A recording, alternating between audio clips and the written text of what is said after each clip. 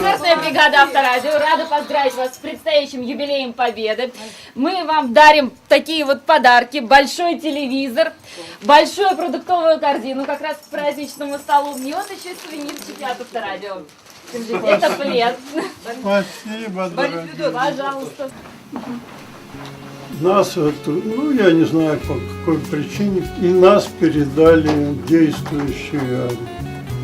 Я таким образом очутился от Сталинграда.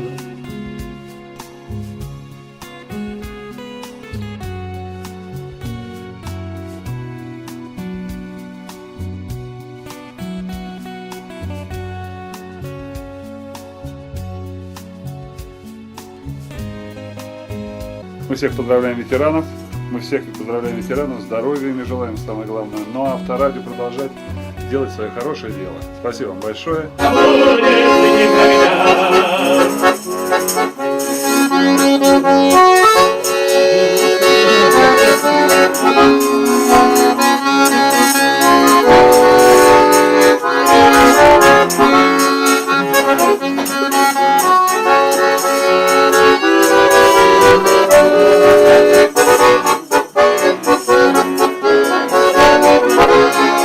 Я поздравляю родного брата, фронтовика, полковник отставки, живущий в Беларуси.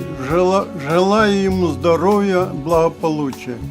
А еще хочу я поздравить всех однополчан, которые участвовали в длительной войне и добились нашей великой победы.